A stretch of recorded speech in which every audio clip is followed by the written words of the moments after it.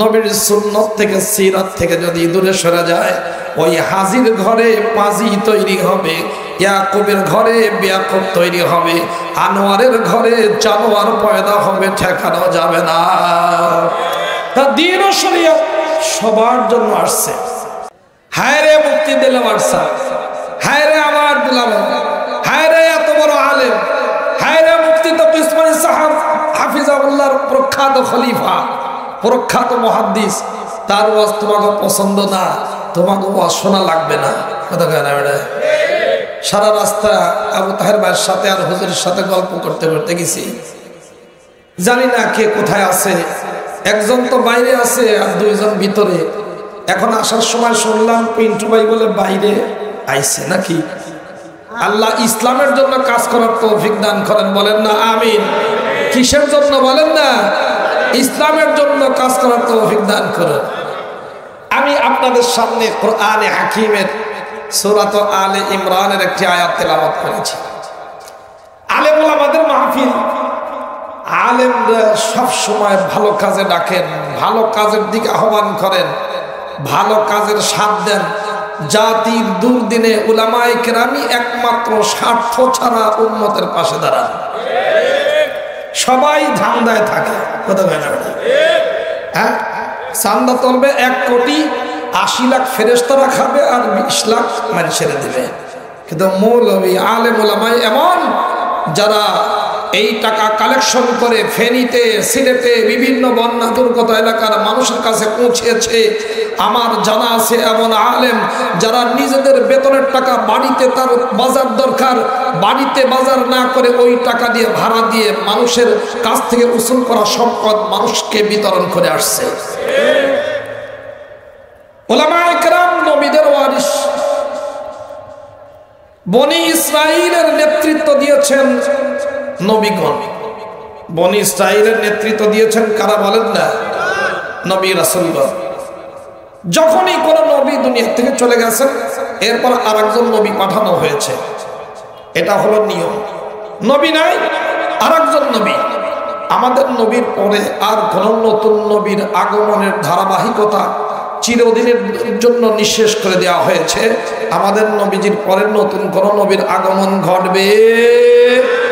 আপনাদেরকে ধোঁকা দেবে, কয় ঈসা আলাইহিস সালাম আসবেন।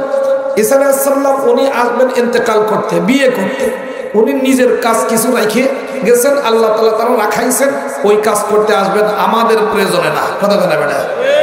উনি ইন্তেকাল করেন নাই, উনি বিবাহ করেন নাই, তো বিবাহ করা লাগবে না, এই জন্য উনি ইন্তেকাল করতে আসবেন। সুবহানাল্লাহ। থাক আজকে মেরে ভাইও, তাহলে নবীগণ চলে গেছেন, নবী রেখে গেছেন আবু বকর রাদিয়াল্লাহু তাআলা আনহুকে। কি বলেন ঠিক না?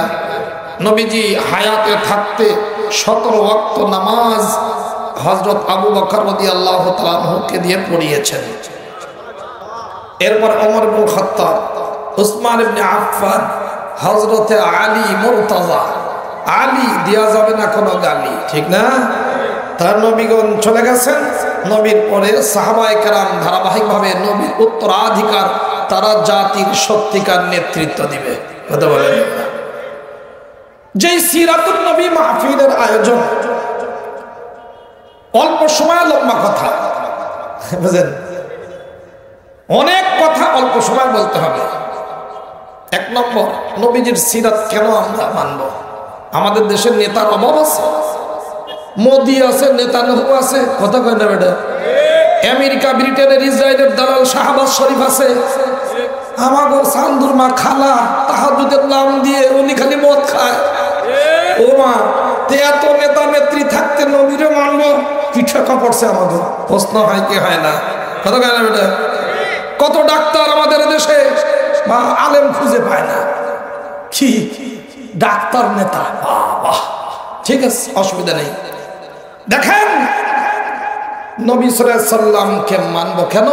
কাউকে যদি মানতে হয়, মাননীয় হতে হলে তার মধ্যে 5টা গুণ লাগে। জোরে বলেন কয়টা? 1 নম্বর ঐতিহাসিক সামাজিক ভিত্তি থাকতে হয়। বলেন, ঐতিহাসিক সামাজিক ভিত্তি থাকতে হয়। নম্বর 2, বংশীয় মর্যাদায় ব্যক্তিগত চরিত্রে সর্বোচ্চ মানের হতে হয়। কথা কয় না? বংশীয় মর্যাদায় আর ব্যক্তিগত চরিত্রে সর্বোচ্চ মানের না নিম্ন মানের? কথা কয় না? নম্বর 3, যেই বিষয়ে তিনি কথা বলবেন এই কথাটা নির্ভুল হতে হবে, সন্দেহ মুক্ত হতে হবে। নম্বর 4, যেই বিষয়ে কথা বলবেন এই কথার মধ্যে সামগ্রিকতা থাকতে হবে, আঞ্চলিকতা, সীমাবদ্ধতা, ভাষা ভিত্তিক আঞ্চলিকতা এইটা থাকবে না, সামগ্রিকতা, ব্যাপকতা এটা থাকতে হবে। কথা বলে না? যারা আম জনসাধারণ আমাদের আব্বুজান আছেন, আপনাকে কইতেছি পরে, আপনারা এখনই কিছু বলেন না। হ্যাঁ, বলতেছি। নম্বর 5, যেই বিষয়ে দাওয়াত দিচ্ছেন নিজে তাকে আমল করতে হয়। কয়টা হয়েছে বলেন? আরো যারা বলেন বলেন। এই 5টা জিনিস থাকতে হয় যদি বরণীয় মাননীয় হতে হয়। 1 নম্বর সামাজিক ঐতিহাসিক ভিত্তি।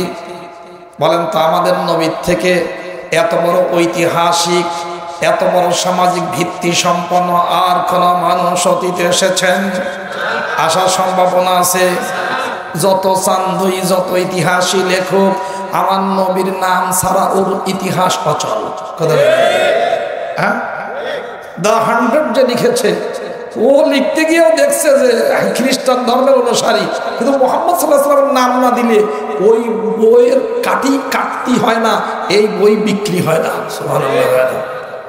আমেরিকা এবং লন্ডনের মিউজিয়ামের মধ্যে এরা বড় বড় মনীষীদের নাম লিখেছে। সবচেয়ে বড় যিনি মর্যাদাবান সম্মানী যিনি, তার নাম সবার উপরে, আর তিনি হলেন আমাদের নবী, সকলের নবী, নবীদের ইমাম, নবীদেরও নবী মুহাম্মদুর রাসূলুল্লাহ সাল্লাল্লাহু আলাইহি ওয়াসাল্লাম। আচ্ছা, প্রথম লাইনে যার নাম দিবে তাহলে তো দ্বিতীয় লাইনে আরেকজনের নাম আসা দরকার, ঠিক না? কিন্তু এই অর্ধ ফাঁকা রাখছে 8-10 লাইন। কেন? আল্লাহ নবীর সাথে লেখার মতো কোনো নামও খুঁজে পাওয়া যাচ্ছে না। কথা কয় না? আচ্ছা, সামাজিক ভিত্তি, এমন কোন মানুষ নাই যেই ব্যক্তি আমার নবীকে চিনে না। কথা কয় না? হ্যাঁ, বংশীয় মর্যাদা এবং ব্যক্তি চরিত্রের সর্বোচ্চ মানের কেমন মর্যাদা? নবীজি সাল্লাল্লাহু আলাইহি ওয়াসাল্লাম বলেন আমার 2টা ধারা, একটা হলো দাদা দাদি, একটা হলো নানা নানি। এখান থেকে নিয়ে আদম সফিউল্লাহ আলাইহিস সালাতু ওয়াস সালাম পর্যন্ত এরা কোনদিনও ব্যভিচার, জিনা তো দূরের কথা, ব্যভিচারের ভূমিকা পর্যন্ত তাদের দ্বারা সংগঠিত হয় না। দুনিয়ার মানুষের চরিত্র যাই বলিয়া কেন, অমুকের চরিত্র ফুলের মতো পবিত্র দেখা যায়, ওর মতো খবিস আর দুনিয়াতে নাই। কথা কয় না বেটা? হ্যাঁ, ওরে আমার খালা পরে তাহাজ্জুদ, কিন্তু তার মাথার কাছে, বালিশের কাছে বিদেশি মদের বোতল ভরা। হায় হায় মা, খালা যান তাহাজ্জুদ পরে বিদেশি মদ কারা দেয়? আসমানের ফেরেশতারা আর হুজুররা খায়। কথা কয় না বেটা? হ্যাঁ, তাহাজ্জুদের নাম দিয়ে 2 নম্বরই এই জাতিকে তাও দেখতে হইল। আল্লাহ এরকম 2 নম্বরই থেকে আমার বাংলার মানুষদেরকে হেফাজত করো। বলেন না আমিন? আচ্ছা, যাই হোক, দুনিয়ার মানুষের সার্টিফিকেট এদের কোনো মূল্য নাই, এইটা মুছে ফেলানো যায়। আমাদের সাবেক মুক্তিযোদ্ধা মন্ত্রণালয়ের মন্ত্রী কি আছেন একটা, উনি কয় আমাদের দেশে এত মুক্তিযোদ্ধা জাল, এরা সব জাল। দুঃখের কথা কোথায় রাখি, মুক্তিযোদ্ধার সার্টিফিকেট জাল করে আমারই মন্ত্রণালয়ে চাকরি করে। আমি চেয়ে চেয়ে দেখি, বলার কিছুই থাকে না। আসল মুক্তিযোদ্ধা ভিক্ষার ঝুলি নিয়ে হাঁটে, নকল মুক্তিযোদ্ধারা 6,500 কোটি টাকা প্রত্যেক বছরে হাওয়া করে ফেলে। কথা কয় না বেটা? এক এলাকায় ছিল 30 জন মুক্তিযোদ্ধা যুদ্ধকালীন, যুদ্ধ চলাকালীন। এখন মরতে মরতে আছে 1 জন, কিন্তু এখনকার লিস্টে এখন 100 মুক্তিযোদ্ধা। কথা কয় না বেটা? জন্ম নিছে নতুন করে, আসমানতে নাজিল হইছে, বোঝেন নাই? কিন্তু আমাদের নবীজির সার্টিফিকেট কে দিয়েছেন বলেন? ওয়া ইন্নাকা লাআলা খুলুকিন আযীম।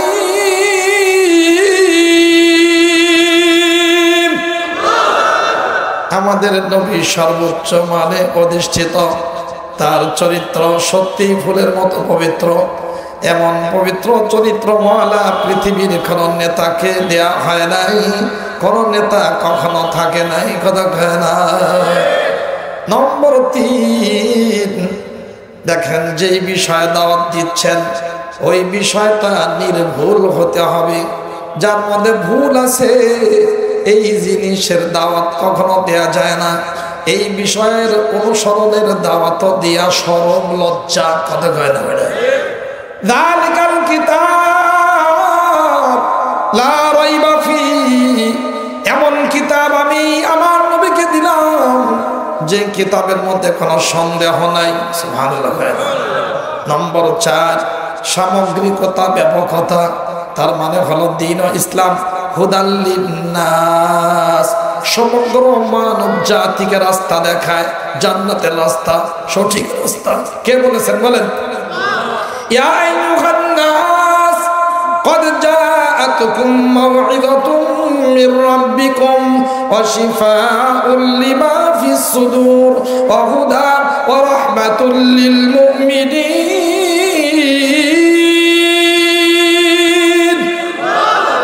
সব মানুষকে ডাকছেন, কি বলেন না?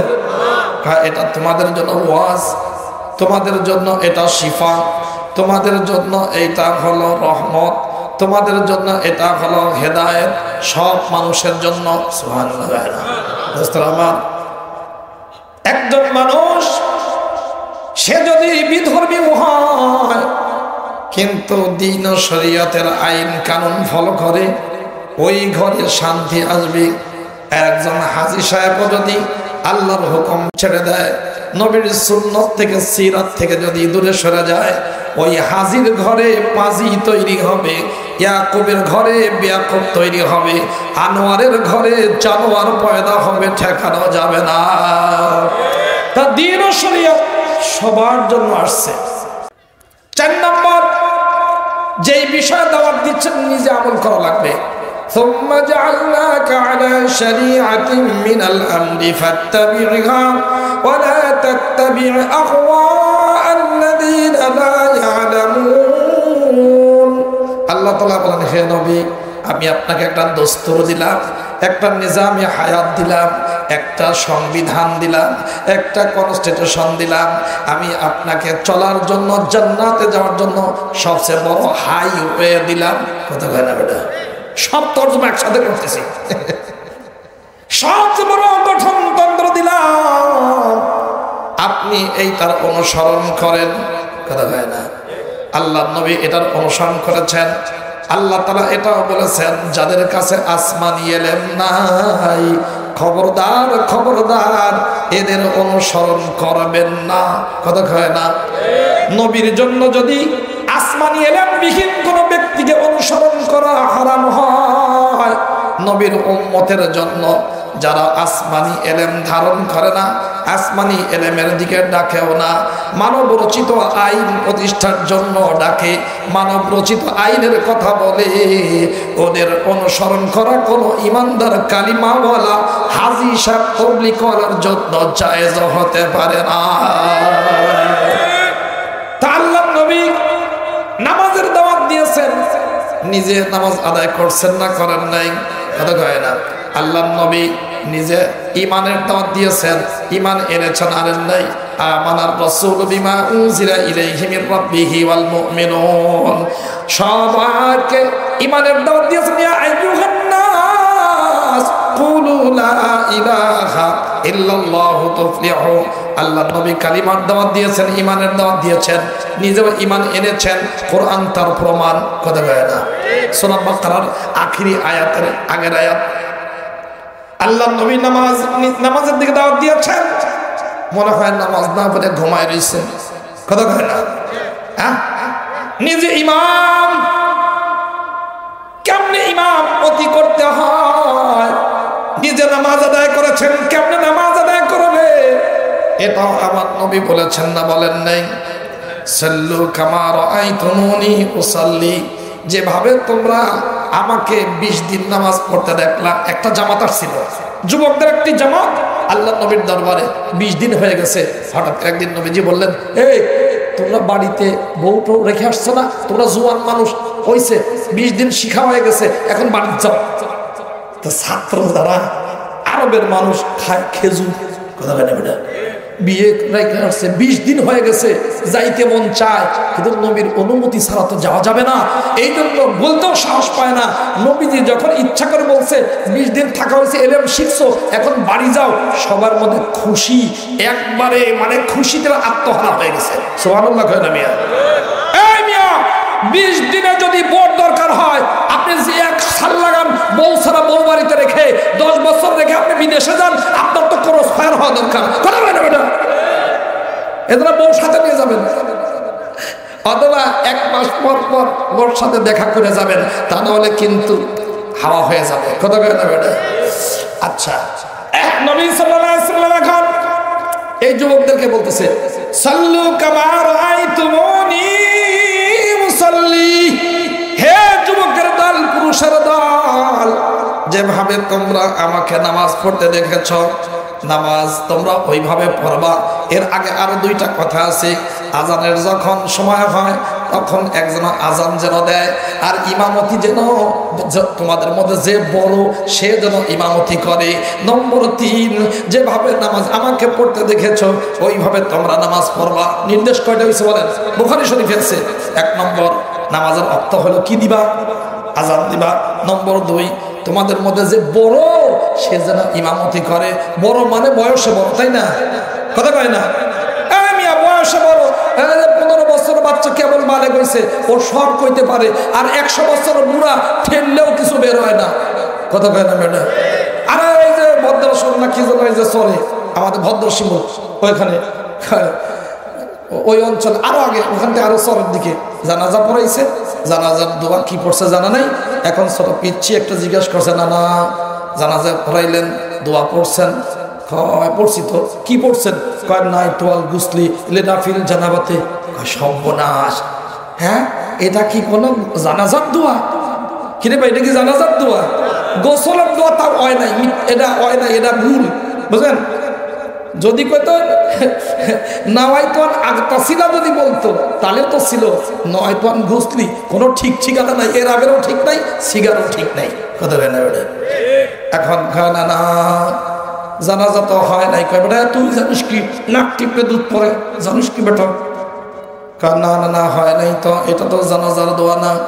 কয় বেটা 60 বছর ধরে আমি জানাজা পড়াই এই দোয়া পড়ে, জানাজা যদি নাই হবে, একজন মুর্দাও তো কবর থেকে উঠে আসলো না। বোঝা গেল হয়ে গেছে। দোস্তরা আমার, আল্লাহর নবী সাল্লাল্লাহু আলাইহি ওয়াসাল্লাম 3টা নির্দেশ দিলেন। নামাজের সময় হলে আজান দেবে। আপনাদের এলাকায় কোন কোন মসজিদের মুয়াজ্জিন মহিলা আছে? নাই? কথা বলে না বেটা? আচ্ছা ঠিক আছে। এরপরে যারা ইমামতি কে করবে? তোমাদের মধ্যে যে বড়, তোমাদের মধ্যে যে বড় সেই পুরুষ ইমামতি করবে। আপনাদের অঞ্চলে খতিবার ইমাম কয়জন নারী মহিলা আছে? আছে? তাদের নারী যদি আজান দেয়, আজান তো হবে। ইমামতি করলে ডাইরেক্ট কবুল। হ্যাঁ দোস্তরা আমার, ভালো করে বুঝে নেন, আজানের জন্য এরা কাবিল না, যোগ্য না। ইমামতির জন্য এরা যোগ্য না। নারী যেমন মসজিদে ইমামতি করতে পারে না, জানাজাও পড়াতে পারে না, ঈদগাহের ময়দানেও চলে না। বড় বড় জায়গায় নেক কাজে যখন নারী চলে না, রাষ্ট্র চালানোর ক্ষেত্রে নারী অচল মাল বলে গণ্য। যেই জাতি নারীকে সামনে বাড়িয়ে দিয়ে তাদের ক্ষমতার বাগডোর তার হাতে তুলে দেয়, নবীজি ফরমান ওই জাতি কখনো সফলতা অর্জন করে না। এই জন্যই 1991 সন থেকে নিয়ে এদিকে মা, এদিকে খালা, এদিকে নানি, ওদিকে সব জায়গায় মা। কিন্তু সমাজ বিজ্ঞানীরা বলেছে এই 100 বছর ইতিহাসের মধ্যে এত ধর্ষণ, এত নারী খুন, এত নারী নির্যাতন কখনো হয় না। নাই 1991 থেকে 2024 পর্যন্ত যত হয়েছে কেন বাবা নারীরা ক্ষমতায়, নারী স্পিকার, নারী প্রধানমন্ত্রী, নারী আবার সেনাবাহিনীর সদস্য, র্যাবের সদস্য, বিচারপতি নারী, কিন্তু নারীর শাসনে শান্তির পরিবর্তে অশান্তি কেন আসলো? বোঝা যায় নবীর কথাই সত্য, নবীর সিরাতই সত্য। মুসলমান যদি হয় তাকে এইটা বিশ্বাস করতেই হবে, অন্যথায় মুসলমান থাকবে না। এরপর কিভাবে নামাজ পড়বা? যেভাবে তোমরা আমাকে নামাজ পড়তে দেখেছ, আমাদের কিছু দোস্ত আছে এই জায়গায় বলে এই হাদিসের মধ্যে আছে যেভাবে তোমরা আমাকে নামাজ পড়তে দেখেছো ওইভাবে পড়ো। তার মানে পুরুষ আর নারীর নামাজের মধ্যে কোনো পার্থক্য নাই। আল্লাহ নবী বলেছেন আমাকে যেইভাবে দেখো ওইভাবে পড়ো। তাহলে নবীজি পুরুষ, যেভাবে নবীজি পড়েছেন ওইভাবেই সাহাবায়ে কেরাম পড়বেন। মহিলা পুরুষের নামাজের কোনো পার্থক্য নাই। এমন কথা আপনাদের অঞ্চলে দুই একজন আল্লাহর ওলি বলে কি বলে না? বলে। ও তো আরবি জানে না। সল্লু কোন সিগা? জুমা মুজাক্কার হাজের, বহু বচনের শব্দ, উপস্থিত ব্যক্তির শব্দ, পুলিঙ্গর শব্দ। তার মানে পুরুষদেরকে নির্দেশ দিয়েছেন। আল্লাহ নবী বলেছেন পুরুষেরা তোমরা যেভাবে আমাকে নামাজ পড়তে দেখেছো ওইভাবে নামাজ আদায় করো। এখন সিগা হলো, শব্দ হলো পুরুষের জন্য প্রযোজ্য। এর মধ্যে যদি কোনো ব্যক্তি মহিলা ঢুকায় দেয় বুঝতে হবে ওর ব্রেনের মধ্যে ইবলিস পেশাব করছে, হাগু করে দিছে। কথা কয় না বেটা? আচ্ছা মাদ্দার ওইটা দোস্তরা আমার, আমাদের নবীজি সাল্লাল্লাহু আলাইহি ওয়াসাল্লাম 5 গুণের অধিকারী। 1 নম্বর, যাকে মানব তার ঐতিহাসিক সামাজিক ভিত্তি থাকতে হয়।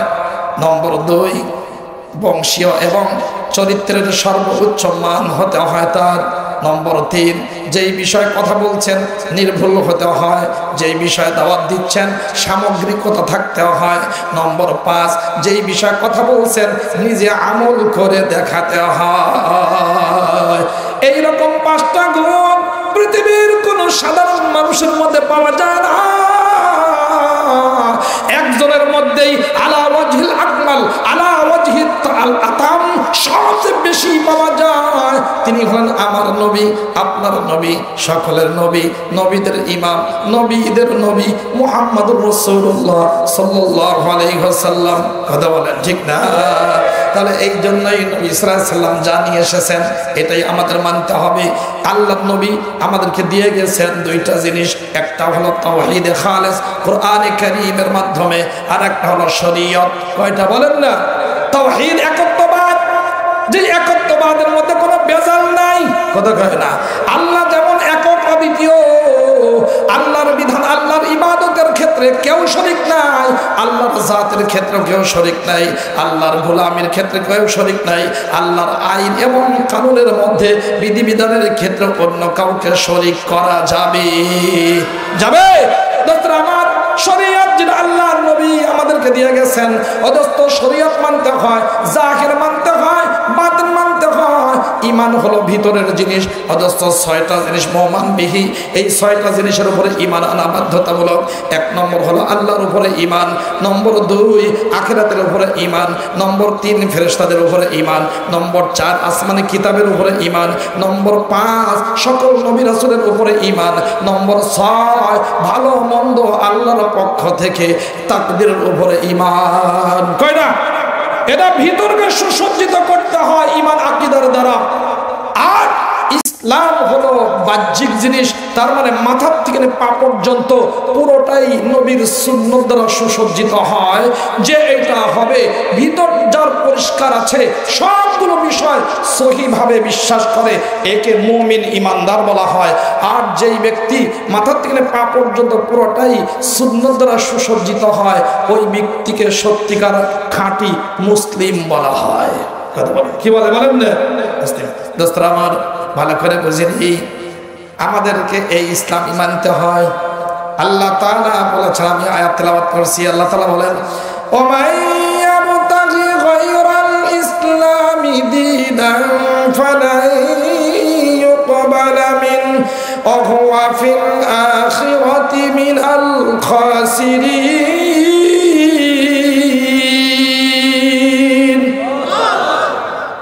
ইসলাম বাদ দিয়ে, ঈমান বাদ দিয়ে, আল্লাহর পাঠানো দিন বাদ দিয়ে যদি কেউ অন্য কিছু অনুসন্ধান করে, অন্য কোনো দিকে যদি যায়, অন্য কোনো তন্ত্র মন্ত্রের দিকে যদি যায়, আল্লাহ তাআলা বলেন ফালা ইয়াকবাল মিন, এর পক্ষ থেকে কখনো কবুল করা হবে না। আর যেই ব্যক্তি ইসলাম বাদ দিয়ে অন্য কোনো মতবাদ মানবে, ওই ব্যক্তি আখিরাতে ক্ষতিগ্রস্তদের অন্তর্ভুক্ত হবে। কে বলেছেন বলেন? আরো জোরে বলেন, কে বলেছেন? কোন সন্দেহ আছে আপনাদের? কেন? ইন্নাদ-দীনা ইনদাল্লাহিল ইসলাম, ইসলামই একমাত্র সত্য ধর্ম, ইসলামই একমাত্র দ্বীন, ইসলামের বাইরে আর কোন সত্য নাই। এই জন্য কেন মানবো ইসলামকে? কেন আল্লাহর নবীর সুন্নাতকে, সিরাতকে মানবো? দেখেন, ইসলামের মধ্যে, ইসলাম সম্পর্কে দুইটি শব্দ আল্লাহ তাআলা বলছেন, আকমালতু, আতমামতু। কি বলছেন বলেন? আকমালতু, আতমামতু। আকমালতু আর আতমামতু মানে একটা হলো পাঁচপাতি ধারা উপধারার ক্ষেত্রে 100 ভাগের 100 ভাগ আমি দিয়েছি, একবারে ক খ গ ঘ পর্যন্ত যা দরকার উম্মতের জন্য, সৃষ্টিজীবের কল্যাণের জন্য যত ধারা উপধারা দরকার আমি পরিপূর্ণভাবে দিয়েছি। কে বললেন বলেন? আতমামতু। আর প্রত্যেকটি ধারা উপধারা, যত বিধান, যত আইন, যত দস্তুর, যত কিছু সুন্নত, ফরজ, ওয়াজিব যা দিয়েছি, এর প্রত্যেকটির মধ্যে এত পাওয়ার, 100 ভাগের 100 ভাগ পাওয়ার, এক চুল পরিমাণও পাওয়ারে কমতি নাই। তাহলে সকল সৃষ্টিজীবের কল্যাণের জন্য আসমান থেকে আল্লাহ তাআলা নবীজির মাধ্যমে যেই দিন দিলেন, তা হলো সৃষ্টিজীবের কল্যাণের জন্য যত ধারা উপধারা দরকার এটাও পরিপূর্ণ, শক্তিও 100 ভাগের 100 ভাগ। বলেন, এই ইসলাম বাদ দিয়ে অন্য কোন জায়গায় যাওয়ার কি অনুমতি হইতে পারে? কেন? দুনিয়ার মানুষ এই মতবাদ দেয়। এখন মতবাদ হলো গণতন্ত্রের মতবাদ। হ্যাঁ, একজন বলতেছে আমরা গণতন্ত্রে বিশ্বাসী, গেছে ইমান শেষ, একবারে বেঈমান হয়ে যাবে। গণতন্ত্রে বিশ্বাস না, আমরা ইসলামে বিশ্বাসী। কথা কয় না ম্যাডাম? আমরা আল্লাহতে বিশ্বাসী, আল্লাহর পাঠানো দ্বীনের উপরে বিশ্বাসী। গণতন্ত্র আব্রাহাম লিঙ্কনের দিয়া, এটা পদ্ধতিগতভাবে সাময়িকভাবে গ্রহণ করা যেতে পারে, কিন্তু উদ্দেশ্য হবে এটা যদি আমি বিজয় হই, ইসলাম কায়েম করব, খেলাফত কায়েম করব, ইসলামী শাসনতন্ত্র কায়েম হবে, আমার একমাত্র লক্ষ্য উদ্দেশ্য। এইটা যদি না হয় তাহলে মুসলমানের ঈমান চলে যাওয়ার সম্ভাবনা 100 ভাগের 100 ভাগ। কথা কয় না ম্যাডাম? আমার এই জন্য বুঝতে হবে ভালো করে, নবী সাল্লাল্লাহু আলাইহি সাল্লাম যেই সিরাত দিয়ে গেলেন, এই সিরাত ডাইনেও যাওয়া যাবে না, বামেও যাওয়া যাবে না, সোজা রাস্তা, ইহদিনাস সিরাতাল মুস্তাকিম, সরল সোজা সঠিক রাস্তা, জান্নাতের রাস্তা দেখাও। জান্নাতের রাস্তা, দুনিয়াতেও জান্নাতি পরিবেশ যদি নিশ্চিত করতে চাই, তাহলে ডাইনে বামে যাওয়া যাবে না। কেন? বামপন্থী যারা, বামের দিকে যারা যাবে, এরাও জাহান্নাম তাদের ঠিকানা। বামের দিকে যারা রওনা করবে, এদেরও ঠিকানা জাহান্নাম। এটা তো আখিরাতে হবে, দুনিয়াতেও তাদের জন্য জাহান্নামের শাস্তি ভোগ করতে হবে, রাতের অন্ধকারে পালাতে হবে। আইনের মানুষ বেআইনি কাম করতে গিয়ে অন্ডকোষে লাথি খেয়ে নিজের অন্ডকোষ ফাটাতে হবে। কথা কয় না ম্যাডাম? হ্যাঁ, এবং এগুলো ওইটাই থাকবে, ঠেকানো যাবে না। আবার বামে যারা যাবে, এরা দুনিয়াতেও যেমন অপমানিত হবে, পালিয়ে যেতে হবে, সেফটি ট্যাঙ্কে পালিয়ে থাকতে হবে, ওদের তো এদেশে ওদেশে ওখানে গিয়ে আশ্রয় নিতে হবে। কেউ বা পাকিস্তানে, কেউ কানাডায়, কেউ আমেরিকায়, কেউ লন্ডনে, কেউ বা দিল্লিতে, কেউ বলেন ঢেকনা ভাইয়ের আমার চলে যেতে হবে, যাইতে হবে। তার মানে বাম আর ডান নাই। কোরআন বলে সোজা রাস্তায় চলো, সোজা রাস্তা শরিয়ত বলে এটাকে বিশ্ব রোড। এই রোডের উপরে যখন কোনো ব্যক্তি ওঠে, কালিমা তয়বা পড়ে যখন আল্লাহর দ্বীনের রাস্তায় ওঠে, সে যদি এখানে দাঁড়িয়েও থাকে, এই স্কেলেটরের মতো এই রাস্তাই তাকে জান্নাতে পৌঁছে দেবে। সুবহানাল্লাহ। মেরে ভাইও, এই জন্য আজকের থেকে নিয়ত হবে আল্লাহর নবীর দিয়া এই সুন্নতের বাইরে আমরা যাব। কি? সিরাতুন নবী মাহফিল, আলেম ওলামাদের কাছে যাব। দোস্ত, আলেম ওলামা ছাড়া কোথায় পাবেন সমাধান? নাই নাই নাই। আমরা তো বলি এইটা, কি বলি? কয় হুজুর নফসের সাথে জিহাদ বড় জিহাদ। বলি কি বলি না? কথা সহি, কোনো সন্দেহ নাই। নফসের সাথে জিহাদ বড় জিহাদ। নফস বলে এই ঠান্ডা পানিতে ওযু করার দরকার নাই, কত লোক দেব রক্ত তোর, আমি ঠান্ডা পানিতে ওযু করে নামাজ পড়বো। নফস বলে রোজা রাখার দরকার নাই, 10 বার খাবি বিড়ি খাবি, রোজা রাখবে গরিব মানুষ, তুই ধনী মানুষ রাখবি কেন? নফস বলবে নফসের সাথে ফাইট করে রোজা রাখবো। নফস বলবে এত টাকা দিয়ে তোমার হজে যাওয়ার দরকার কি, এরা দিয়ে তুমি দোকান বানাও। নফসের সাথে জিহাদ করে বলবে এই চলে গা, টাকা খরচ করবো, আল্লাহর ঘর দেখবো, আল্লাহরে পেয়ে যাবো। সুবহানাল্লাহ কয় না মিয়া? নফস বলবে জিহাদে যাওয়া যায় না, হুজুর জিহাদ তো ভালো জিনিস, এত ভালো জিনিস, কিন্তু বেটা মাইরিয়ে যে ফেলে। মাঠে থাক, তখন নফসের সাথে জিহাদ করে, তখন যদি যুদ্ধের ময়দানে অবতীর্ণ হয় তাহলে সত্যিকার নফসের সাথে জিহাদ হয়। কি বলেন ঠিক কিনা? আমরা শুধু জিকির আজকার করা এটারে নফসের সাথে জিহাদ মনে করছি, ওখানেও যে নফস যাইতে দিতে চায় না, গেলে তুই মরে যাবি, বাচ্চা কেমনে বাঁচবে? ও ভাই, মরা আর বাঁচা এটা কি মানুষের হাতে? যিনি জান দিয়েছেন তিনি জান নেবেন। এর 1 সেকেন্ড আগেও পৃথিবীর কোন ক্ষমতাধর কাউকে মৃত্যু দিতে পারে না। কি বলেন ঠিক না ভাই আমার? এই জন্য আমাদের বুঝতে হবে ওটাও মুজাহাদা। আবার কয় কি হুজুর আমালুকুম মালুকুম, আপনারা কন না কি আমালুকুম মালুকুম, তোমাদের আমলই তোমাদের শাসক, তোমাদের আমল যদি ভালো হয় ভালো শাসক আসবে। কথা তো ঠিক, ঠিক না? তা আমল বলতে কি বুঝি? আমল বলতে নামাজ রোজা হজ যাকাত তাবলীগ জিকির আজকার এইগুলো করব, আর এমনি ভালো শাসক এসে যাবে। কথা কয় না? এটা মনে করি না আমরা? গুড়ার ডিম বসছে নিয়ে ওলামায়ে কেরাম রয়েছেন, এরা দ্বীনের দায়ী সহিহ ওয়াজিদার আছে। আমালুকুম মালুকুম, আমালুকুম এখানে যে আমাল আছে এটা ইস্তিগরাকের ফায়দা দেয়। তার মানে কি সকল আমলই দাখিল। তুমি যখন শরীয়তের সব আমল করবা তখন সত্যিকার ভালো শাসক আসবে। এই ভালো আমলের মধ্যে এটা একটা আছে, জালেমরা ধরে একটা আছাড় মেরে ডিম বাইর করে ফেলো, জালেমের হাত কেটে দাও, তার পা কেটে দাও এবং জালেমের ঘাড় মটকিয়ে দাও, তাহলে সত্যিকার ওমর ইবনে খাত্তাবের মতো শাসক আসবে। কি বলেন ঠিক না ভাই আমার? ও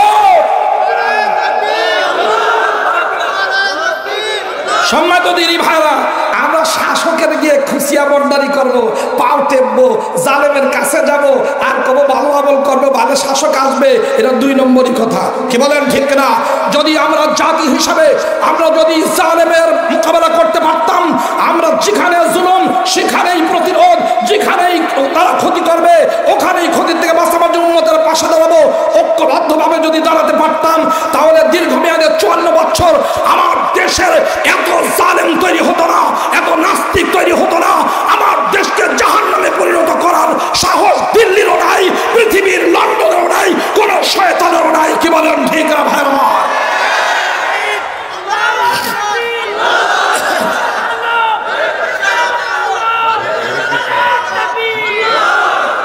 সম্মানিত দিনী ভাইরা, এই জন্য উলামায়ে কেরাম আহ্বান করেছেন। উলামায়ে কেরামের এখানে সংখ্যা একটা বিশাল। আপনারা আলেমদেরকে মহব্বত করেন দেখি এত বড় মাহফিলে আসছেন। কথা বলেন ঠিক না? কিন্তু উলামায়ে কেরাম যদি ঐক্যবদ্ধ থাকেন, উলামায়ে কেরামের সাথে যদি দিনদার কালিমাওয়ালার ঐক্যবদ্ধ থাকে, আর কোন জালেমের চেহারা আমরা বাংলাদেশে দেখতে চাই না। কি বলেন ঠিক না ভাই আমার? কিন্তু আফসোস 70,000 মুজাহিদ, 70,000 দেওবন্দি আলেম, 70,000 এরা সত্যিকার বীর মুজাহিদ, ওরা যদি 52টা রাষ্ট্রকে নাকানি চুবানি খাওয়াতে পারে, তাহলে ওই 70,000 থেকে বেশি আলেম আমার বাংলাদেশে জালেম কেন বারবার ফেরত আসে? কেন ওখানে ওরা সব মিলে একসাথে হয়েছে, সারা দুনিয়াকে পরাজিত করেছে। এদেশে 50 লক্ষ আলেম, তারপরও কেন বারবার আমাদের আসলের তলে যেতে হয়? কেন জালেম ফেরত আসে? কেন মদ পান করে তাহাজ্জুদের নাম দেয়, আবার রাতের অন্ধকার আসার আগেই দিনের বেলায় স্যান্ডেল ছাড়া পালিয়ে চলে যায়? কেন দেখতে হয় এটা? আমাদের উলামায়ে কেরামকে ঐক্যবদ্ধ হতে হবে, কাদা ছুড়াছুড়ি বন্ধ করতে হবে, সব মুসলমানকে আলেমদের পাশে এসে দাঁড়াতে হবে। যদি সকল কালিমাওয়ালা মুসলমান এরা যদি উলামায়ে কেরামের সাথ দেন, ইনশাআল্লাহ তাহলে আবারও খেলাফত কায়েম হবে, শাসনতন্ত্র প্রতিষ্ঠা হবে, ইমারত কায়েম হবে। আমাদের একটাই স্লোগান হবে, যেই স্লোগান দিয়েছেন বাংলাদেশের ইতিহাসে নয়, আমার বাংলার পুরো ইতিহাসে একটা স্লোগান প্রথম যিনি আবিষ্কার করেছিলেন তিনি হলেন আল্লামা মুজাহিদে আজম শামসুল হক ফরিদপুর রহমাতুল্লাহ। তিনি বলেছিলেন মরলে শহীদ বাঁচলে গাজী। সুবহানাল্লাহ। এই স্লোগান তো বহুজনে দেয়, কিন্তু আবিষ্কারক কে? দেওবন্দি আলেম মুজাহিদ আজম আল্লামা শামসুল হক ফরিদপুর রহমাতুল্লাহ আলাইহি, মোল্লা শহীদ মাসলে গাজী। কথা বলেন ডক্টর আমার। এই জন্য আমরা আর কিছু দেখতে চাই না। আমাদের সর্বশেষ কথা হবে ডানও না বামও না। বামপন্থীরাও বেপর্দায় চলার পক্ষে, ডানপন্থী এরাও বেপর্দা ফরুক দেয়। ও দোস্ত, বামপন্থী যারা ওরাও সুদের পক্ষে, ডানপন্থীরা সুদের বিরুদ্ধে নয়। বামপন্থী যারা ওরা মানব রচিত আইন কায়েম করতে চায়। ও দোস্ত, ডানপন্থী যারা ওরাও মানব রচিত আইনের পক্ষে কথা বলে। আল্লাহর জমিনে মানব রচিত আইন যারা চলতে দেয়, চলার জন্য যারা চেষ্টা করে, যারা দোয়া করবে, এদের পক্ষ অবলম্বন করবে, ও সব থাকবে। আমার নবীর উম্মত থাকতে পারবে না। কে বলেন ঠিক না ভাই আমার? ভালো করে বুঝেন। এই জন্য আমাদের উচিত, আমাদের জন্য বাধ্যতামূলক, আমাদের যত হাজি আছে, যত তবলিগি আছে, যত পীর সাহেবের মুরিদ আছে, যত আমাদের কালিমাওয়ালা আছে, যত নামাজি আছে, সবার একই কথা, আমাদের ধর্ম বর্ণ ভিন্ন মত সবার জন্য খেলাফত। কথা কই না? নো জমহুরিয়ত, নো সেকুলারিজম, কোন কিছু ইসলামের দুনিয়াতে মুসলমানদের এখানে চলতে পারে না। আলা লাহুল খালকুল আমর, সৃষ্টি যার, হুকুমত চলবে তার। সৃষ্টি যদি ওই চান্দুর মার হয় তারটা চালান, কিন্তু সৃষ্টি যদি আল্লাহর হয়, আল্লাহর জমিনে আল্লাহর হুকুমের বাইরে কেউ যদি চেষ্টা করে এটা চালাবার জন্য, যদি অব্যাহত কোনো চেষ্টা অব্যাহত রাখে, এ আল্লাহর জমিনের অবৈধ বাসিন্দা। এ হলো কালিমার সাথে গাদ্দারি, বিশ্বাসঘাতক। কি বলেন ঠিক না ভাই আমার? এজন্য আমরা যারা এখানে এসেছি আজকের থেকে নিয়ত করি, অতীতে যা করেছি নবীর সুন্নত আমরা কায়েম করতে চাই। কি বলেন ঠিক না? নবীর সুন্নত খেলাফত। কথা কয় না? নবীর সবচেয়ে বড় সুন্নত কি? খেলাফত, জিহাদ, খেলাফত। এই খেলাফতকে কেউ যদি অপছন্দ করে, কোন পীর সাহেব, সে পীর সাহেব থাকবে না, বেঈমান হয়ে যাবে, নতুন করে তার কালিমা পড়তে হবে। কথা কয় না? এই জন্য হযরত উলামা একরামের সাথ দিয়েছেন, উলামা একরামের ডাকে আপনারা সাড়া দিয়েছেন। আপনারা কি ঠকে গেছেন? আমরা দ্বীনি সকল কাজ উলামা একরামের মশওয়ারা মোতাবেক করব। ঠিক আছে ইনশাআল্লাহ? কোন কাজ, যত দুনিয়া আখিরাতের যত কাজ হতে পারে, অর্থনীতির ক্ষেত্রে মসজিদে যেমন এরা ইমাম, ঈদগাহে তেমন ইমাম, সব জায়গায় এরা ইমাম। অতএব অর্থনীতির ক্ষেত্রে, রাজনীতির ক্ষেত্রে, সংসদে, ব্যবসা বাণিজ্যে, সর্বক্ষেত্রে উলামা একরামকে যদি ইমাম না মানা হয়, তাহলে মসজিদে এখানে আলেমদেরকে ইমাম না মানলে, যদি ইমামকে পিছনে রেখে মুসল্লিরা সামনে যায়, নামাজ বাতিল হয়। বাইরেও যদি ইমামদের পিছনে রাখা হয়, এদের কথা মোতাবেক চলা না হয়, ওখানেও জান্নাত থেকে বঞ্চিত হয়, শান্তি কখনো জোটে না। এই জন্য সর্বস্তরে আল্লাহ তাআলা আমাদের পরিপূর্ণ দিন দিয়েছেন এবং নির্ভরযোগ্য জামাত, উলামা একরামের জামাত রয়েছে।